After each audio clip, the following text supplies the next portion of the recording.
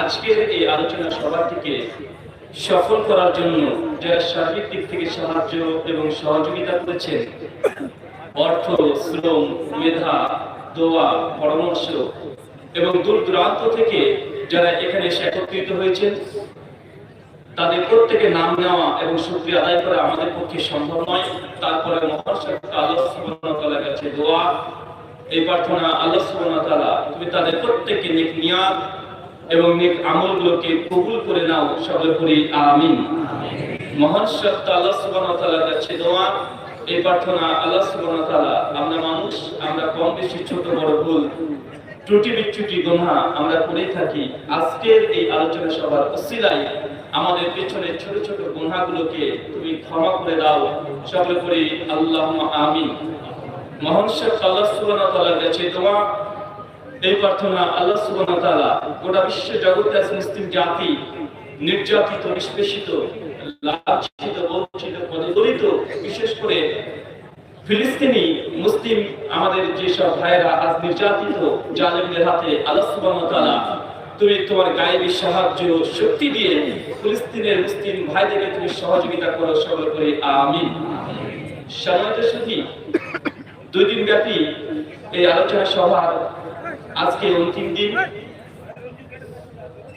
এবং আপনারা আগে থেকেই ঘোষণা পেয়েছেন প্রত্যেক আলোচকের জন্য নির্দিষ্ট একটি বিষয় এবং সময় নির্ধারিত।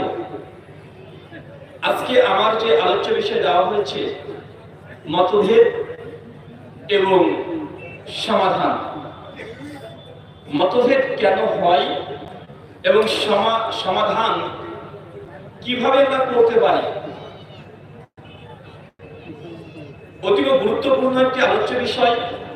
বর্তমান প্রেক্ষাপটকে সামনে রেখে,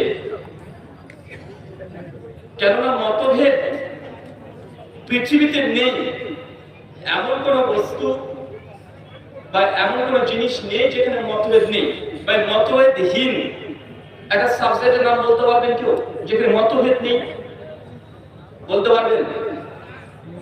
আমি এক জায়গায় আলোচনা করতে গিয়েছিলাম, তো আলোচনার পূর্বেই আমাকে সভাপতি সাহেব তিনি বলছেন যে রুহুল আমিন ভাই আলোচনা করবেন, এমন কিছু বলবেন না যার দ্বারা সমাজে সমস্যা আসে, তথা মতভেদী কোনো বিষয় নিয়ে আলোচনা করবেন না।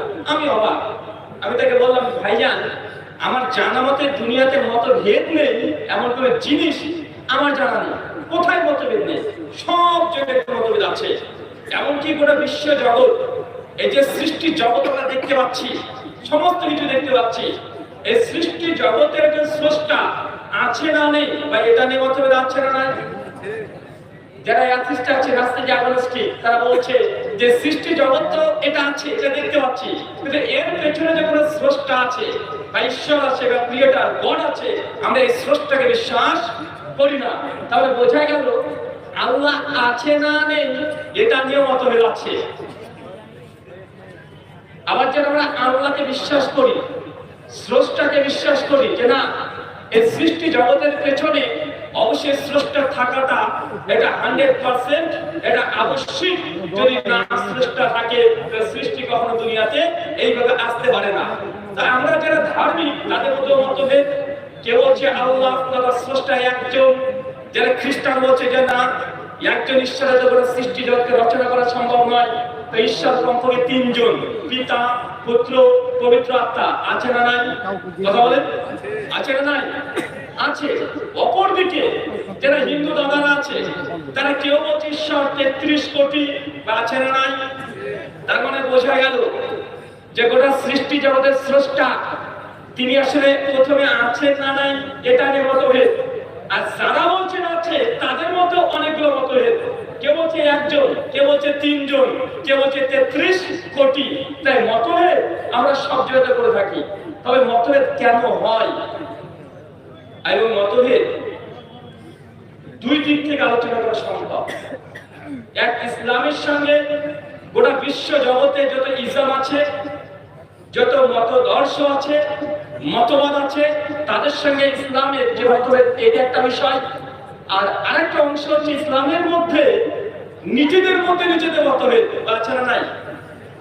আছে না ভাইজান? নিজেদের মধ্যে নিজেদের মতভেদ আছে না নাই?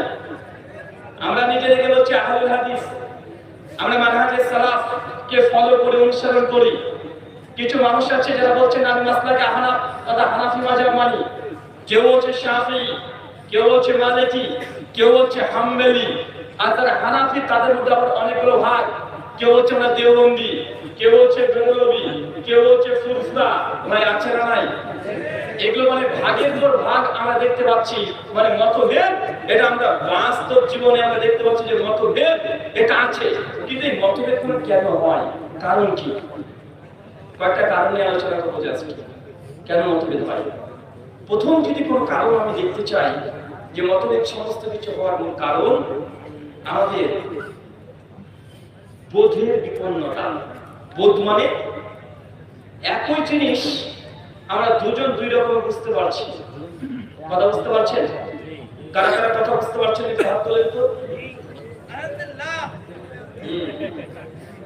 কি জিজ্ঞাসা করলাম?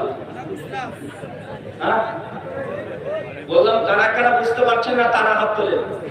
কারা তুলেছে সব ধরা পড়েছে। মানে এরা আসলে ভালো ভালো কথা শুনছে না, অথবা আসলে এরা আমার কথা বুঝতে পারেনি। তোরা বুঝতে পারছেন?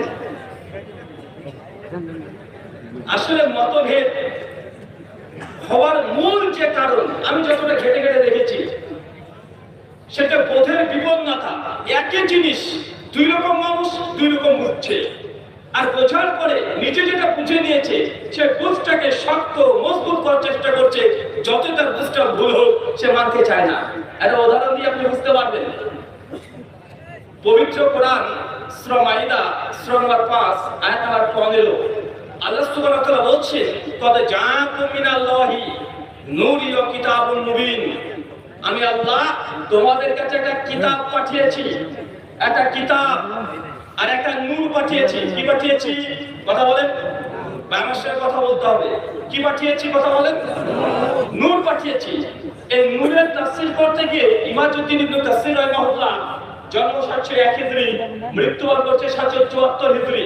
ইবনে কাসিরের মধ্যে আয়াতের ব্যাখ্যা করতে গিয়ে ইবনে কাসির রাহিমাহুল্লাহ তিনি বলছেন এই নূর ইয়ানি মুহাম্মদ রাসূলুল্লাহ সাল্লাল্লাহু আলাইহি ওয়াসাল্লাম। এবং অধিকাংশ তাফসীর যারা মুফাসসির আছে এবং অথেন্টিক তারা সকলে বলছে এই নূরের অনেকগুলো অর্থ। কেউ বলেছে ইসলামকে নূর, কেউ বলেছে নবী মুহাম্মদের আরবি তিনি হচ্ছেন নূর, কেউ বলছে কোরআন মাজিদ এটাও নূর। তো অধিকাংশ মানুষ এখান থেকে তথ্য নিতে গিয়ে সমাজে যারা বলে যে নবী আলাইহিস সালাম তিনি নূরের তৈরি, তারা এই দলিলটাকে দলিল বানিয়ে বলছে এই দেখো কোরআন মাজিদ বলছে নবী নূরের তৈরি, আর যে নবীকে নূরের তৈরি মানে না তার বউ তালাক। আছে না নাই? কথা বলেন। এবং তার দলিল পেশ করেছে কোনটা? ওটাকে কোরআনে আছে। আল্লাহ কোরআন মাজিদে নবীকে নূরের তৈরি বলেছে। এই বলে সূরা মাইদার 15 নম্বর আয়াতের দলিলটা টুক করে পেশ করে দেয়। অথচ এই আয়াতের মধ্যে আল্লাহ সুবহানাহু ওয়া তাআলা যেটা বলছে যে আমি তোমাদের মধ্যে একটা কিতাব পাঠিয়েছি, সমস্ত মুফাসসিররা একমত এই কিতাব বলতে আল কোরআন। আর দুই যে নূর, এই নূর অর্থ আল্লাহ নবীকে বলা হয়েছে, এটাও অধিকাংশ মুফাসসিরগণ একমত। কিন্তু আমরা এক ঘাট অতিরিক্ত বুঝে নিলাম। কি বুঝলাম? যে কোরআন বলছে যে নবী নূর, অবশ্যই আমরা বিশ্বাস করি যে আমাদের নবী তিনি নূর ছিলেন, কিন্তু আমরা বুঝলাম কোনটা অতিরিক্ত। কোরআন বলছে নূর, আমরা বানিয়ে দিলাম নূরের তৈরি। কথা কি বুঝতে পারছেন? কোরআনে কি বলছে, নবীকে কি বলছে? নূর। কিন্তু আমরা এটা বানালাম কি নিজেদের তরফ থেকে? এই তৈরির শব্দটা আমরা ঢুকিয়েছি। এটা না কোরআনেও নেই, না কোনো মুফাসসির তারা স্পষ্ট বলছে, না কোনো সহিহ কোনো রিওয়ায়াতে বা সহিহ কোনো সনদে এই মর্মে কোনো বর্ণনা আসে নাই। কিন্তু আমরা যেহেতু সমাজে আগে থেকে ধারণা করে নিয়েছি নবী নূরের তৈরি, এখন আমরা দলিল খুঁজে বেড়াচ্ছি যে নবী আলাইহিস সালামকে কিভাবে নূরের তৈরি প্রমাণ করা যায়। এই জন্য একটা অর্থ পেয়েছে নূর, ওটা বানিয়ে দিলাম নূরের তৈরি। এই যে বোধের বিপন্নতা। একই দলিলকে নিজের মতনে ব্যাখ্যা করছি।